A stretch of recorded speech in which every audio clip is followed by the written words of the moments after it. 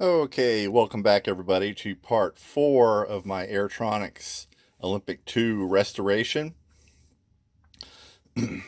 So I was laying in bed the other night and it just started bothering me that this old covering was going to get covered on here. So um, I decided to go ahead and bust out a new horizontal and vertical stabilizer. It's not going to take me long at all. I get it done this morning. But since I'm expecting the airplane to be a little tail heavy, or excuse me, a little nose heavy, um, I went ahead and I'm just kind of beefing up some of these parts here a little bit. I got some 1 mil ply laminated onto this balsa here. It's not very thick, but man, it's strong. It really makes a difference. And same with the trailing edge of the stabilizer. It's just soft balsa, so I went ahead and laminated 1 mil of ply on the front of there. That's awesome. It gives it a lot of stiffness this way, which is what I want. The leading edge is a basswood, I think. It's hard. It's not real soft like balsa, so that's going to give it more strength. And then this piece right here, this triangular piece, is now ply. So yeah, I'm going to continue on and get these done here. I just wanted to stop and show you what I had going on. Still planning on getting to the spoilers today. That'll be this afternoon. So let me go ahead and get these finished up here. It's horizontal and vertical stabilizer, and I will get right back to you. Okay, and welcome back everybody. I got these the new horizontal stabilizer, vertical stabilizer all built up, super strong. Probably over-engineered it, but it's okay. Like I said, I'm gonna need a little bit of weight in the tail probably, so I didn't add that much weight, not enough. But anyway, so yeah, like I said, I wasn't gonna be able to sleep at night knowing that I was calling this a restoration and then covering up all this crap. So actually, I was able to recycle a lot of the parts. A lot of these ribs here are from the original plane, which is kind of cool because that allowed me to keep it as much original as I could, and then I replace the pieces I need to. So, okay, all we have to do left here is cut the hinges and sand it. But I'm going to be putting after this is dried completely, I'll put a little dab of wood glue on all these joints here. Basically, it's just tacked together right now. And then I'll set them aside and clean off my workbench and get those wings up here again so we can get those spoilers done. So give me a minute to clean up and I will be right back.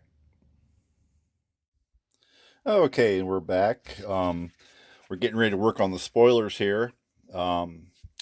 But I thought I'd take just a minute to show you exactly how that's going to work. Here's our spoiler blank. This will be the door that opens up. And we're going to go, it's going to go right there. It'll go up against this rib and this rib.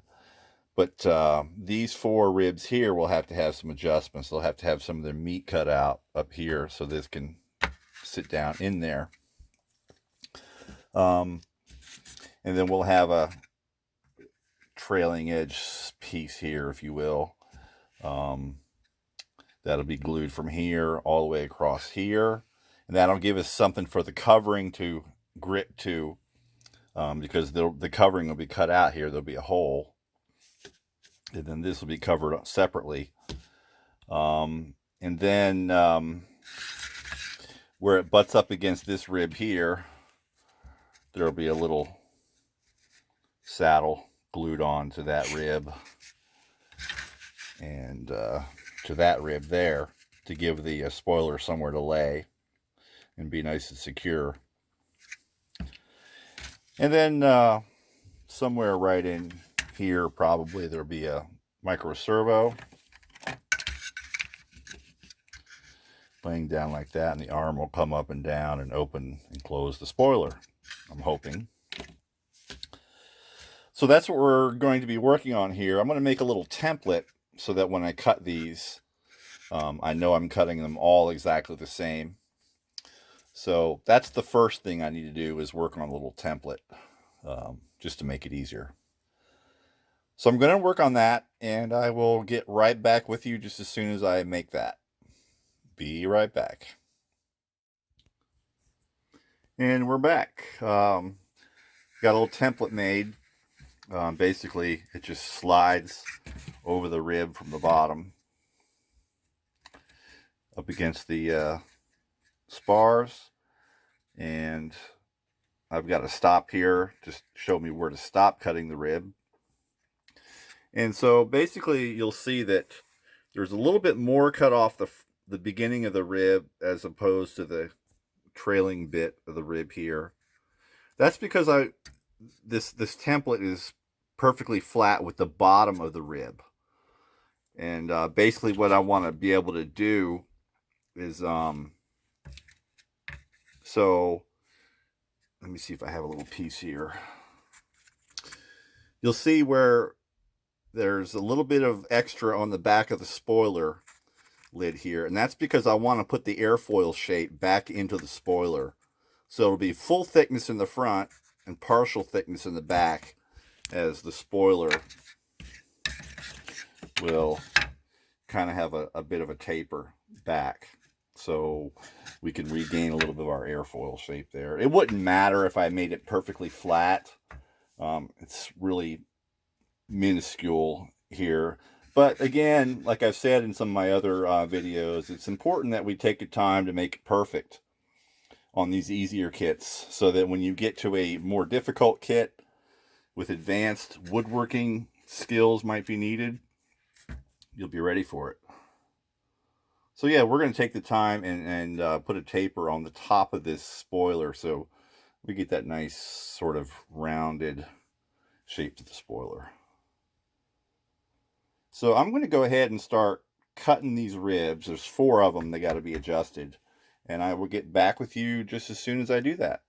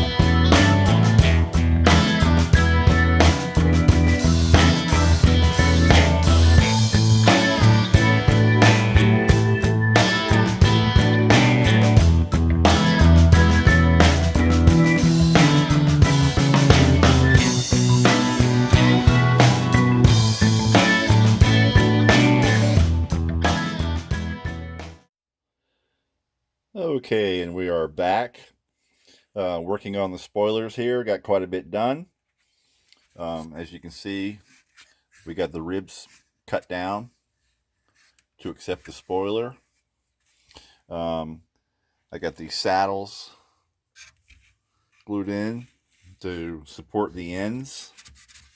Got this rear piece glued in.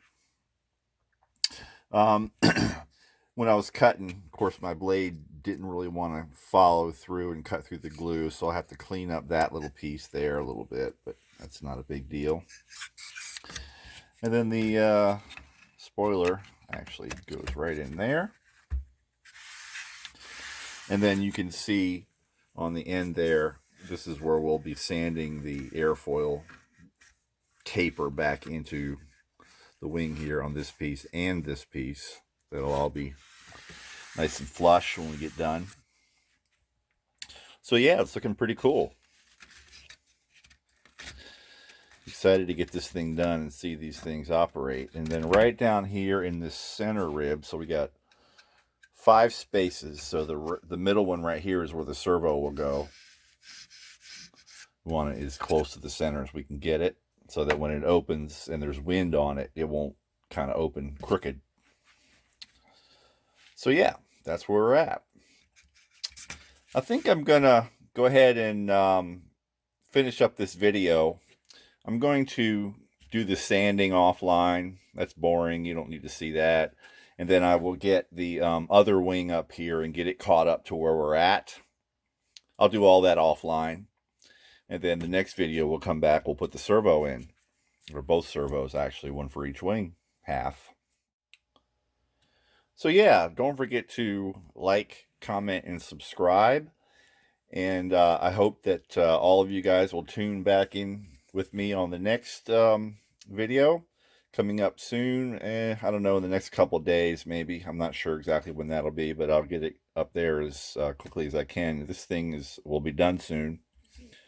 I'll also probably work on the sanding the tail feathers, getting them finished. But you'll see all that in the next video. So take care, everybody. I hope you have a great day, a great weekend coming up, and we shall see you soon. Bye-bye, everybody.